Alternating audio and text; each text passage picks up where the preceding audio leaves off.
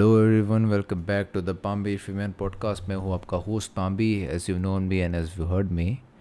और भाई आज का पॉडकास्ट मैं रिकॉर्ड कर चुका हूँ 4-5 बार। एक बार पूरा complete and I am just not getting the satisfying result.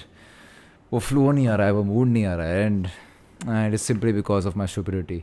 मैंने अच्छे से पहले सेट नहीं किया था, सोचा नहीं था टॉपिक के बारे में, बस टाइम देखा और रिकॉर्ड करना चालू कर दिया। It is my superiority. और जो भी है, I hope this time it works out.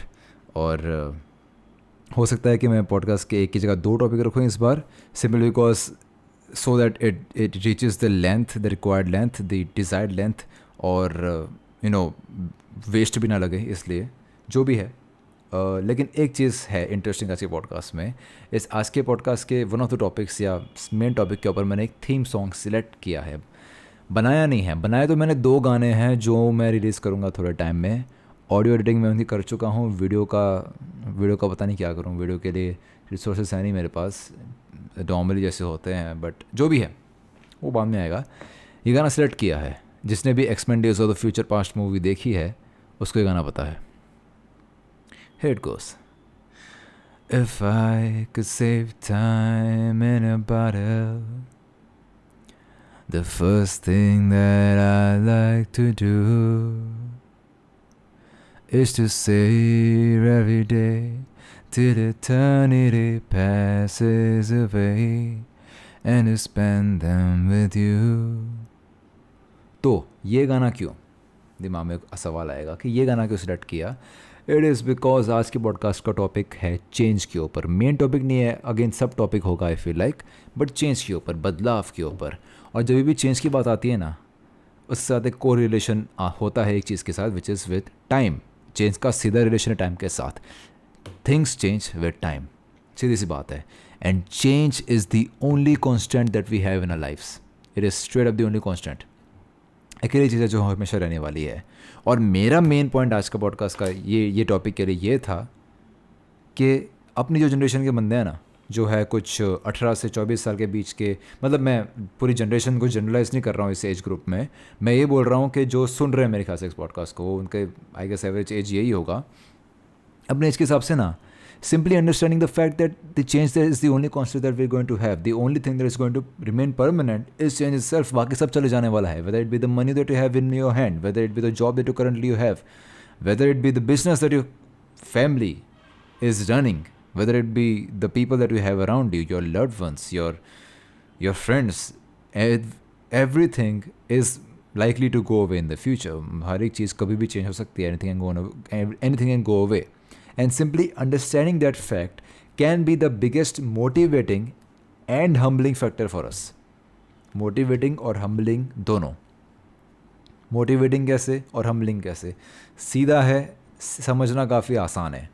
अगर मेरे को पता हो कि मेरे पास जो आज है वो कल चले जाना वाला है, मैं मेरी पर्सनल लाइफ की बात करूँ, this is how I motivate and humble my self. मैं मेरे पर्सनल एग्जाम्पल को लेकर बताऊँगा तुमको कि आई नो दैट जो हमारा फैमिली बिजनेस जो आज स्टेबल है, it might just go in the future. और ये चीज़ मेरे को ज़्यादा अच्छे से थोड़ी समझ में आई है because it has happened in the past. हमारा पहले एक अलग से बिज़नेस चालू करने का ट्राई किया था, वो सक्सेसफुल नहीं गया था, उसकी वजह से काफ़ी प्रॉब्लम्स आई थी हमारी पर्सनल लाइफ में। उसी की तरह फ्यूचर में भी वो चीज़ हो सकती है। Anything might just go away, the love ones that I have right now, they might go away. The skills that I have right now, जिसके अगर मैं मेरे स्किल्स में आज घमंड करूँ तो हो सकता है मैं कल एक ऐसे आदमी से मिलूँ जिसकी स्किल मेरी स्किल से काफ़ी बेटर है, तब मेरे को रियलाइज़ होगा कि साला मैंने तो अभी घंटा कुछ सीखा है नहीं। Everything that you have right now might just go away. Simply knowing that, उससे ये चीज़ समझ में आएगी कि जो चीज़ का घमंड है ना, उसका फ़ायदा है नहीं, क्योंकि वो कभी भी जा सकती है। जो चीज़ का घमंड रखा हुआ है हमेशा कभी भी जा सकती है, तो उससे बंदा हम्बल होता है। और ये पता हो ना कि जो है चले जाएगा, और उससे पहले, उस चीज़ के जाने के पहले मेरे को बेहतर होना पड़ेगा, मेरे को इंडिपेंडेंट होना पड़ेगा, मेरे को वैसे लेवल पे आना पड़ेगा कि जो है अगर वो चले जाए ना तो भी मैं मेरी लाइफ अच्छे से जी पाऊँ। वो एक काफ़ी बड़ा, वो सबसे बड़ा मोटिवेटिंग फैक्टर हो सकता है खुद में। That is how I motivate and humble my self. मैं ध्यान रखता हूँ, मैं खुद को एक नोक के नीचे रखता हूँ। और ये चीज़ दूसरे भी अपने जनरेशन के बंदे धीरे धीरे समझ के करते ही हैं ये चीज़, कि वो ध्यान रखते हैं कि ज़्यादा ईगोइस्टिक नेचर में ना चले जाए इंसान। भले ही जो भी हो लाइफ में, one should know that once it goes away you don't have what you know have pride on right now. Again मतलब वही चीज़ हम्बलिंग फैक्टर और मोटिवेटिंग फैक्टर अपनी जनरेशन के लिए काफ़ी ज़्यादा स्ट्रांग हो सकती है. और जहाँ तक चेंज की बात आए ना, ये काफ़ी एक आयरॉनिकल चीज़ है कि जो नेगेटिव एक्सपीरियंसेस होते हैं ना, जो नेगेटिव आई गेस चेंजेस आते हैं ना, they are in many ways more likely to push you in a better future, into a better future. Now again, this depends upon क्या चेंज है और तुम कैसे इंसान हो. अगर तुम्हारा चेंज सही में awful है, like losing somebody who is taking care of the financials of your family, और तुम्हारी फैमिली रास्ते पे आ चुकी है या ऐसा कुछ हो चुका है, then that is a very extreme example of change. मैं उसकी बात नहीं कर रहा हूँ. I am talking about smaller changes that we have in our lives, whether it be losing a good friend that you have, whether it be losing an opportunity. वैसे changes की मैं बात कर रहा हूँ. It is those changes. If those changes are negative, तो वो negative parts are more likely to push you towards a more positive future rather than कि तुम्हारे साथ positive हो. Now obviously I'm not saying कि तुम्हारे पास कोई अपॉर्चुनिटी आ गई है तो उसका नुकसान होगा तुमको. That's not what I'm talking about. मैं मेंटली बात कर रहा हूँ. ये अपना मेंटली ये अपना पूरा मेंटल लेवल पे हो रहा है. इसको तो लिटरली मत लेना, ये पूरा मेंटल लेवल पे बात हो रहा है. एग्जाम्पल से बात करें तो अगर चलो कल ऐसा हो गया, कल तुम्हारी लॉटरी लग गई, नो लॉटरी लग गई, मतलब मेटाफोरिकली लॉटरी लग गई और तुम्हारा फैमिली का बिजनेस अच्छा जाने लगा. अचानक से फैमिली बिजनेस काफ़ी ग्रो हो चुका है. You have more resources now, right. You are more privileged than you were before. At the end of the day जितने भी तुम अपने लोग पॉडकास्ट सुन रहे हैं, we are already more privileged than the majority of this country, majority of the population in this country. But main point ये है कि आगे जाके तुम्हारे साथ पास अगर और भी बेटर हो जाए, अगर तुमको ज़िंदगी चीज़ें देना चालू कर जाए, then it is more likely कि तुम्हारी दिमाग में उस चीज़ की इंपॉर्टेंस कम हो जाएगी. एंड इवन लुकिंग बैक, अगर मैं मेरी पर्सनल लाइफ की बात करूँ ना, तो मैं ये चीज़ देखता हूँ, जब मैं ये चीज़ ढूंढने की ट्राई करता हूँ कि कौन से मोमेंट के बाद मेरी लाइफ बेटर हुई है, कौन से मोमेंट के बाद मैं एज ए ह्यूमन बेटर हुआ हूँ. I always remember the negative experiences that I have. बहुत ही कम मोमेंट्स होते हैं जो पॉजिटिव चेंजेस होते हैं जिसकी वजह से मेरे को लगता है कि हाँ मैं यहाँ पे हूँ.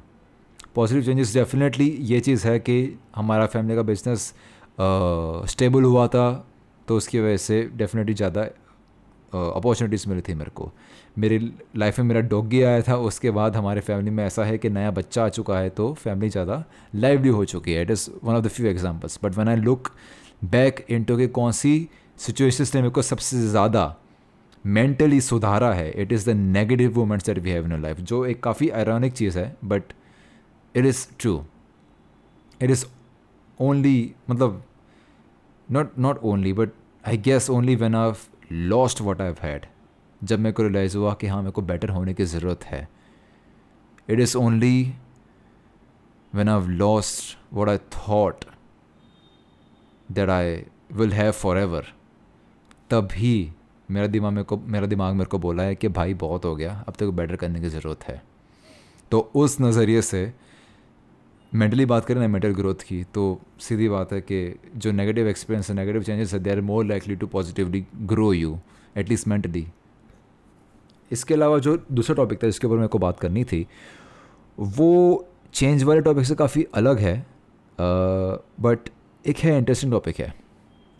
टॉपिक का मेन फंडा है डिज़र्विंग के ऊपर. डिज़र्विंग जो वर्ड है, जो काफ़ी ज़्यादा थ्रो किया जाता है इधर उधर. We always hear about people saying कि यार आई डिज़र्व बेटर, या फिर आई डोंट डिज़र्व इट, दस I should not have it, right. ये चीज़ काफ़ी ज़्यादा सुनने में आती है. अगर कोई बंदा का ऐसा होता है कि चलो उसने कुछ लाइफ में अच्छा किया और उसको जो उसने एक्सपेक्ट किया था वो नहीं मिला, तो दिमाग में ये चीज़ सबसे पहले आती है कि आई डिज़र्व बेटर. और अगर कोई ऐसे लाइफ में फ्री में कोई चीज़ मिल जाता है, वेदर इट बी कोई अच्छी चीज़ होगी लाइफ में, एंड यू लाइक मैंने तो मेहनत की नहीं थी, ये कहाँ से मिल गया, आई डोंट डिज़र्व दिस. ये चीज़ काफ़ी ज़्यादा, ये चीज़ उन सिचुएशन में दिमाग में आती है. And the fact of life is कि नो वन डिज़र्व्स एनीथिंग. ये फैक्ट है लाइफ का. We no one deserves anything. ये हमारा दिमाग का बनाया हुआ खुद का ह्यूमन कॉन्स्ट्रक्ट है, हमारे इंसानों का बनाया हुआ एक ह्यूमन कॉन्स्ट्रक्ट है कि हमने ये थियोरेटिकल रूल्स बनाए हुए हमारे लाइफ में। हमने जो सही गलत बनाया था ये भी एक कॉन्स्ट्रक्ट ही है। हमने सही गलत बनाना हमारे लिए इम्पोर्टेंट था ताकि हम एक स्टेबल सोसाइटी में जी पाए, बट उसी में ये चीज़ डिज़र्विंग वाली बात भी आती है। Realistically we don't deserve, no one deserves anything, we get what we get. जो हमारे पास है हमको मिल गया है। रियलिस्टिकली स्पीकिंग, मैं प्रिविलेज्ड हूँ, तुम जो भी बंदा या बंदी इस पॉडकास्ट को सुन रहा है, तुम प्रिविलेज्ड हो।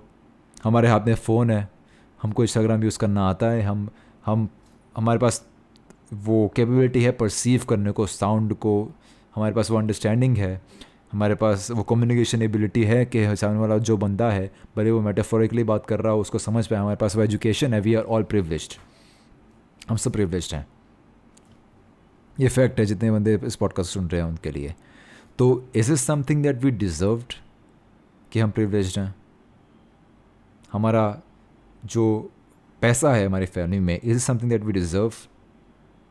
या फिर अगर मैं ये बात करूं कि कोई बंदा गरीब है, if a person doesn't have stable income in his family, अगर किसी बंदे के पास वो स्किल है लेकिन अपॉर्चुनिटीज़ नहीं है, so does that person not deserve something? वैसे एग्जाम्पल से हमको रियलाइज़ होता है कि no one deserve shit in their lives. इसलिए जो हाथ में मिल रहा है उसको लेके भाग जाओ। जो मिल रहा है उसको लेके भागो। पूरा डिज़र्विंग वाला फैक्टर है ना, पूरा ह्यूमन कॉन्स्ट्रक्ट है। It leads to nowhere in many situations. बस ये सोचा जाना कि यार मैं डिज़र्व कर रहा था, मेरे को मिला नहीं, उससे बंदा अटक जाता है। आगे फ्यूचर में क्या करना है उसका सोचता नहीं है, तो वो खुद में स्टूपिड है। और अगर बंदा ये सोचे कि यार मैं डिज़र्व नहीं करता, ये मिला मेरे को नहीं चाहिए, ये, तो वो खुद में स्टूपिड है, क्योंकि भाई जो मिल रहा है हाथ में ले लेना यार।